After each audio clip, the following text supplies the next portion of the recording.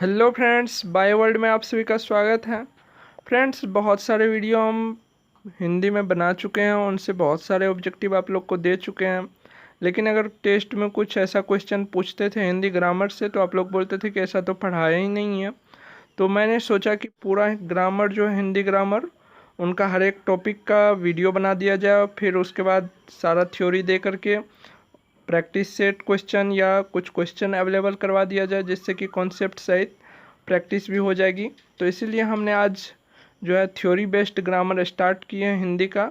सारे जितने भी टॉपिक्स हैं हिंदी में सारे पर हम पहले थ्योरी लाएंगे, फिर उसके बाद ऑब्जेक्टिव क्वेश्चंस उन पर लाएंगे, जिससे कि आपका कंसेप्ट क्लियर होते जाए।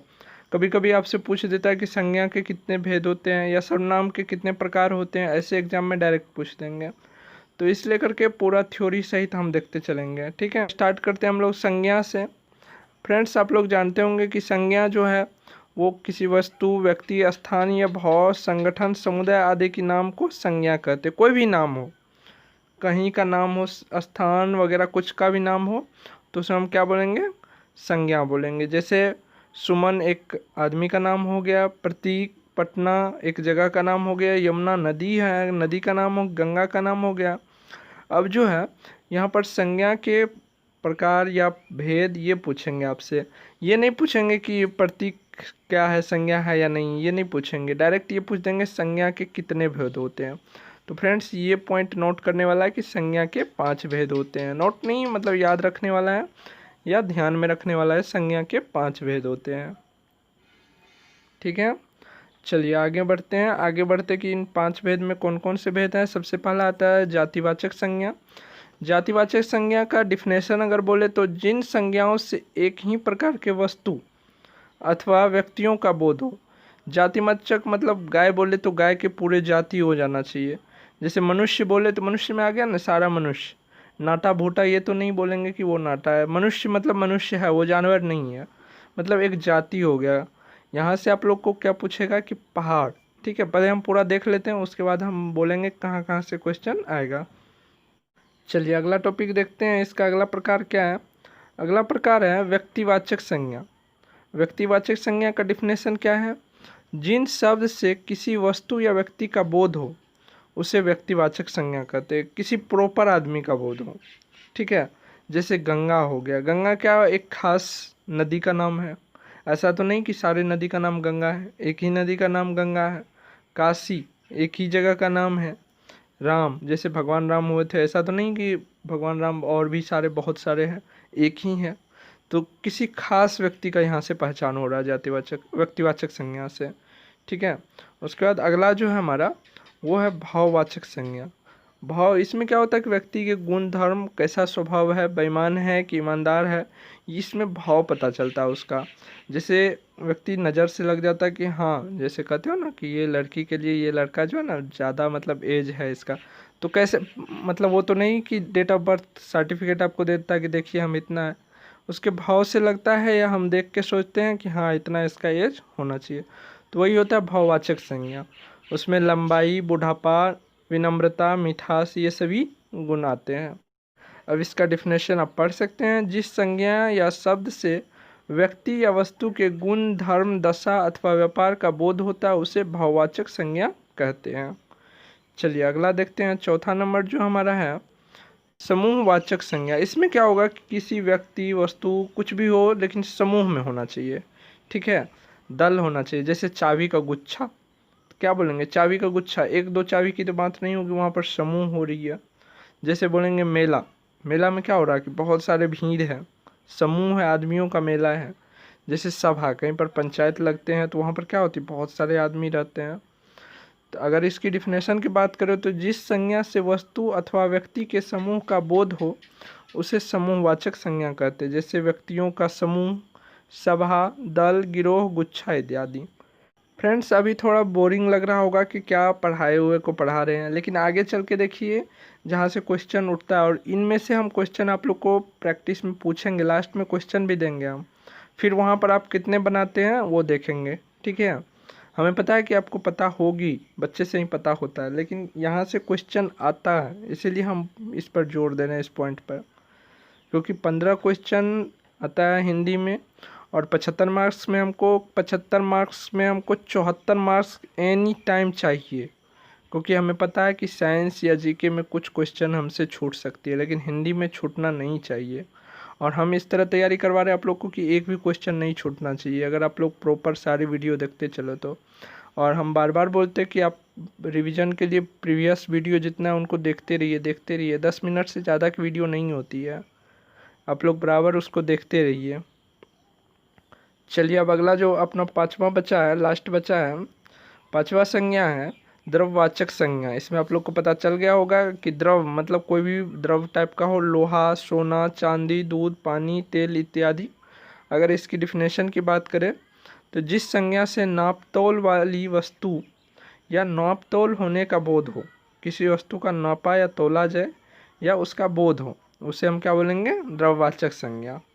इस संज्ञा में जो है सामान्यतः बहुवचन नहीं होते हैं, ठीक है। चलिए अब अगला देख लिए इसमें से, और यहाँ से बोल देंगे आप लोग को। चलिए लास्ट में देख लेंगे हम क्वेश्चन, ठीक है। अभी टाइम गंवाते हुए सारा डिफिनेशन देखते जाते हैं। उसके बाद आता है सर्वनाम। यहाँ से क्वेश्चन ज़्यादा उठता है, संज्ञा से कभी काल उठता है, नहीं भी उठता है, लेकिन सर्वनाम से एक क्वेश्चन रहता है, तो इसको थोड़ा अच्छा से देखेंगे। सर्वनाम किसे कहते हैं? जो शब्द संज्ञा के बदले आता है उसे क्या कहते हैं? सर्वनाम कहते हैं। जैसे वह, तुम, मैं आदि। हिंदी में जो है कुल 11 सर्वनाम है, ठीक है। 11 में से कौन सा है? मैं, तू, आप, यह, वह, जो, सो, कोई, कुछ, कौन, क्या, ये 11 है, ठीक है। अब 11 है तो इसका प्रकार तो ये नहीं कि इसका यूज जो है ऐसा तो नहीं होगा कि एक ही सेंटेंस में हम सारा कर दें। इसके प्रयोग के अनुसार से जो है इसका टाइप्स बनाया जाएगा सर्वनाम की, किस किस टाइप्स में इसका प्रयोग होता है, कहाँ कहाँ होता है। तो इसलिए सर्वनाम के कितने भेद हैं? 6 भेद हैं। ये वाला पॉइंट इम्पोर्टेंट है, ठीक है। सर्वनाम के 6 भेद है, और संज्ञा के कितने भेद थे ये हमने बता दिए, तो दोनों इम्पोर्टेंट हैं।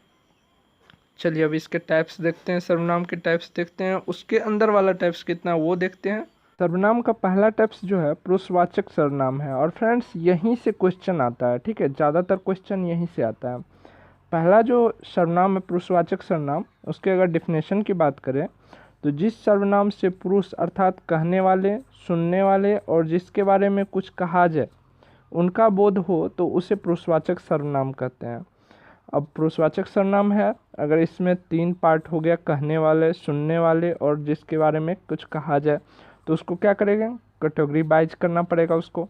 तो उसके लिए जो है 3 उपभेद बनाया गया है, ठीक है।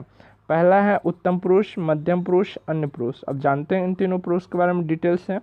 पहला उत्तम पुरुष। उत्तम पुरुष जो है कहने वाले को उत्तम पुरुष कहते हैं। जैसे मैं, हम, जैसे मैं अभी बोल रहा हूँ, ठीक है, तो मैं क्या हो गया? उत्तम पुरुष हो गया। और इसका एग्जाम्पल जो है आपको मैं और हम है, तो यहीं से आपको एग्जाम में क्वेश्चन आएगा। ये दोनों एग्जाम्पल में दे दिया जाएगा और पूछेगा ये कौन सा पुरुष है, ठीक है, या ये कौन सा सर्वनाम है। तो यहाँ से आपको ध्यान रखना है इन सभी बातों को। दूसरा नंबर है मध्यम पुरुष। सुनने वाले को मध्यम पुरुष कहा जाता है। जैसे मैं बोल रहा हूँ तो मैं उत्तम पुरुष, आप इस वीडियो के थ्रू हमारी बात को सुन रहे हैं तो आप क्या हो गए? मध्यम पुरुष हो गए। और मध्यम पुरुष के एग्जाम्पल आप, जैसे मैंने कहा कि आप अभी सुन रहे हैं, आप, तुम, तू, ये सभी क्या हो गए? मध्यम पुरुष के एग्जाम्पल हो गए, ठीक है। तो इन्हीं सब एग्जाम्पल को पूरा ध्यान से रखना है। अगर एग्जाम्पल की हम बात करें तो एक कॉमेडी वाली वीडियो अगर आपको यूट्यूब पे मिल जाए, अगर उसे देखने लगे तो तब तक देखते हैं जब तक ख़त्म ना हो जाए। लेकिन एक स्टडी वीडियो जो होती है उनमें आपका इंटरेस्ट नहीं लगता है पूरा वीडियो देखने तक। क्यों? क्योंकि आप सीरियस नहीं है उसके प्रति, ठीक है। अगर आप सीरियस हो जाइएगा लास्ट तक देखिए, और लास्ट तक जो नहीं देखिएगा वीडियो उसको इस वीडियो का फ़ायदा नहीं होने वाला, क्योंकि वहाँ पर आपको प्रैक्टिस क्वेश्चन मिलेगा लास्ट में जो पूरे थ्योरी को कंप्लीट करेगा और आपको सोचने पर मजबूर करेगा कि हमने थ्योरी को कितना ध्यान से पढ़ा है। उसके बाद चलिए तीसरा टाइप्स जो है पुरुषवाचक सर्वनाम का, उनको देख लेते हैं। अन्य पुरुष जिसको बोला जाता है, उत्तम पुरुष, मध्यम पुरुष, अन्य पुरुष। अन्य पुरुष किसे बोलेंगे? जिसके विषय में कुछ कहा जाए। जैसे मैं बोल रहा हूँ तो उत्तम पुरुष, आप सुन रहे हो तो आप मध्यम पुरुष हुए। और जिसके बारे में मैं बोल रहा हूँ कि वो लड़का जो है वो रेगुलरली क्लास नहीं अटेंड करता है या रेगुलर वीडियो नहीं देखता है, तो वो क्या हो गया? उसके बारे में मैं बोल रहा हूँ तो वो क्या हो गया? अन्य पुरुष हो गया। अगर इसकी एग्जाम्पल की बात करें तो वह, वे सभी, वे, ये सभी आ जाएंगे इनके एग्जाम्पल्स की। चलिए अगर सिंपल भाषा में हम पुरुषवाचक सर्वनाम को समझे तो क्या बोल सकते हैं, बोलने वाले को प्रथम पुरुष, सुनने वाले को मध्यम पुरुष और जिसके बारे में कुछ कहा जाए उसे अन्य पुरुष। इस सिंपल भाषा में इनको हम एक्सप्रेस किए, ठीक है। तो इनके द्वारा याद रखना है इनको। चलिए आगे बढ़ते हैं। अगला है दूसरा नंबर सर्व टाइप्स जो है, इसको अगर हम डिफिनेशन के द्वारा देखें तो जिस सर्वनाम से निज अर्थात स्वयं का बोध हो, निज अर्थात स्वयं मतलब खुद की बोध हो तो उसे क्या बोलेंगे, निजवाचक सर्वनाम बोलेंगे। जैसे में कि आप देख सकते हैं मैं आप ही गया था, ठीक है, यहाँ पर होगा मैं अपने आप ही गया था, अपने होगा मैं अपने आप ही गया था, ये इसका हो गया एग्जाम्पल। उसके बाद थर्ड नंबर टाइप्स जो आता है, थर्ड नंबर टाइप्स है जिस सर्वनाम से वक्ता के पास या दूर की किसी वस्तु के निश्चय का बोध होता है, ठीक है। निश्चयवाचक सर्वनाम मतलब क्या होगा कि निश्चितता की बोध तो होगी, चाहे पास की वस्तु हो या दूर की वस्तु हो, लेकिन कंफर्म होगा, ठीक है, निश्चय का बोध होता है, उसे निश्चयवाचक सर्वनाम बोलेंगे। जैसे के लिए अगर हम इसके टर्म की बात करें तो क्या होगा, यह नज़दीक के वस्तु के लिए और वह दूर के वस्तु के लिए, लेकिन कंफर्म जिस वाक्य में कंफर्मेशन होगी कि हाँ ये चीज़ कंफर्म है, तो उनमें ये दोनों में से कोई एक जुड़ा रहेगा। अगर उदाहरण की बात करें पास की वस्तु के लिए, यह कोई नया काम नहीं है, यह कोई नया काम नहीं है, तो यह आपका क्या है, यह ये जो है निश्चयवाचक सर्वनाम है। यह मतलब इस काम को आप जानते हैं और इस काम को आप कर चुके हैं, इसलिए बोलते हैं कि यह कोई नया काम नहीं है, ठीक है। अगर दूर की वस्तु के लिए बात करें तो दूर की वस्तु के लिए क्या होगा, रोटी मत खाओ क्योंकि वह जली हुई है। यहाँ पर वह जो है आपका कौन सा है, निश्चयवाचक सर्वनाम है, क्योंकि आप जानते हैं कि रोटी जली हुई है, पहले से आपको पता है, ठीक है। तो निश्चयवाचक सर्वनाम भी हम देख लिए। चलिए इसका चौथा टाइप्स जो है अनिश्चयवाचक सर्वनाम। अनिश्चयवाचक सर्वनाम का नाम सुनते ही आपको पता चल गया हो कि जहाँ पर निश्चितता की बोध नहीं होगी। चलिए इसको भी डिफिनेशन के द्वारा देख लेते हैं। जिस सर्वनाम से किसी निश्चित वस्तु का बोध न हो उसे अनिश्चयवाचक सर्वनाम कहते हैं, ठीक है। निश्चित वस्तु का बोध ना हो, ठीक है, उसे अनिश्चयवाचक सर्वनाम कहते हैं। अनिश्चयवाचक सर्वनाम के जो एग्जाम्पल्स होंगे, उदाहरण होंगे, तो उनमें ये दोनों टर्म जुड़े रहेंगे, कोई और कुछ, ये दोनों टर्म जुड़े रहेंगे। जैसे में अगर एग्जाम्पल के हम देखें तो ऐसा ना हो कि कोई आ जाए, यहाँ पर क्या हो गया कि आप सस्पेंस में हैं, कोई आ भी सकता है नहीं भी आ सकता है, तो कोई यहाँ पर जुड़ा हुआ है। अगर दूसरा एग्जाम्पल की बात करें, उसने कुछ नहीं खाया, यहाँ पर कुछ जो है ये क्या है, आपके अनिश्चयवाचक सर्वनाम के टर्म है या चिन्ह है। चलिए आगे बढ़ते हैं। पांचवा नंबर है संबंधवाचक सर्वनाम।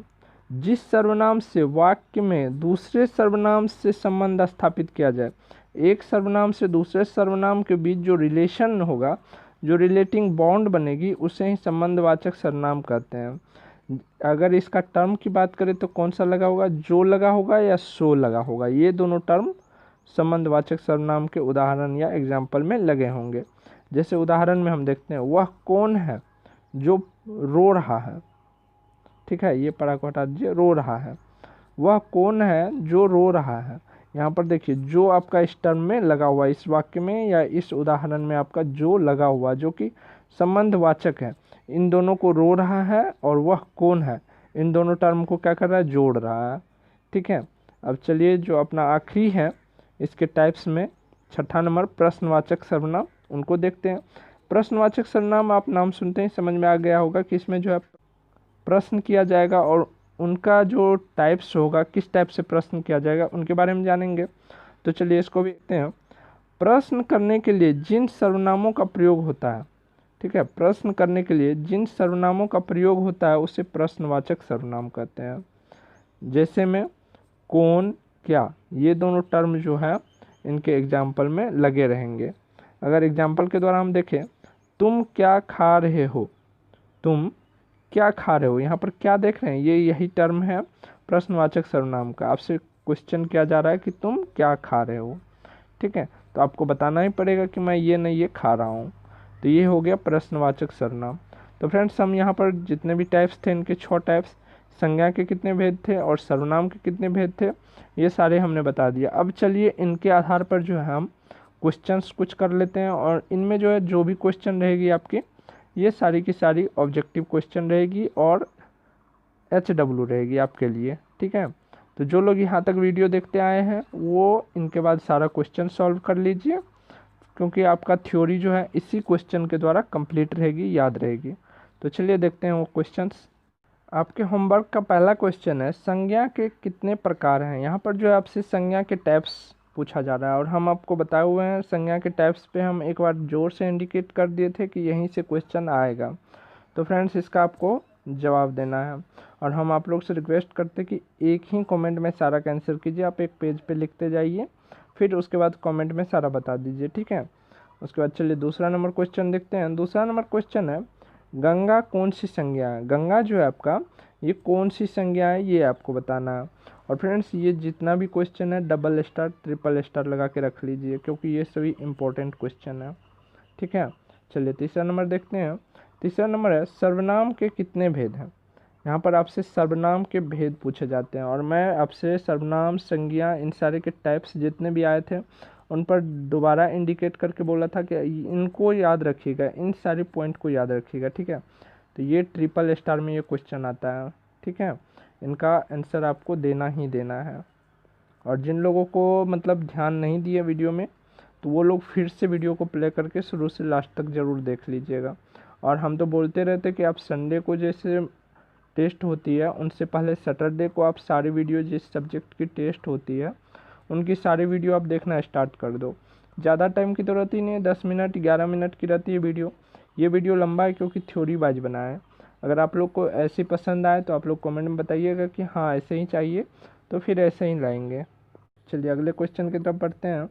अगला क्वेश्चन है, पुरुषवाचक सर्वनाम के कितने भेद हैं। यहाँ पर जो है पुरुषवाचक सर्वनाम, सर्वनाम के ये एक प्रकार का ये टाइप्स हैं, और इनके कितने भेद है ये भी मैंने आपको बताया था, क्लियर कट करके बताया था वहाँ पर। तो ये भी HW में है, ठीक है। और ये भी डबल स्टार क्वेश्चन है, तो इनको भी आपको अच्छा से सोच समझ के आंसर करना है। चलिए अगले क्वेश्चन की ओर बढ़ते हैं। अगला क्वेश्चन है, मैं क्या है। मैं क्या है, संज्ञा है या सर्वनाम है, या पुरुषवाचक सर्वनाम है या भाववाचक संज्ञा है, सर्वनाम है। इससे 3 राइट आंसर हो सकते हैं, लेकिन हमको पहुंचना वहाँ पर है जो 100% राइट हो, ठीक है। तो 100% राइट जा कर के आप टिक मारिएगा, ऐसे नहीं टिक मार दीजिएगा ऊपर से। उसके बाद अगला प्रश्न है, वे सभी कौन सा पुरुष है। वे सभी जो है ये आपके कौन से पुरुष हैं, उत्तम पुरुष है या मध्यम पुरुष या अन्य पुरुष, ठीक है। तो इनका भी आंसर बताइए, और इनको जो है ट्रिपल स्टार क्वेश्चन में नोट कर लीजिएगा। तो फ्रेंड्स यहाँ पर जितने भी क्वेश्चंस थे जो इम्पोर्टेंट क्वेश्चन थे वो मैंने बता दिया। तो फ्रेंड्स वीडियो अच्छे लगे तो लाइक कीजिए, अपने फ्रेंड्स के साथ शेयर कीजिए ताकि उनका भी हेल्प हो जाए। मिलते हैं नेक्स्ट वीडियो में।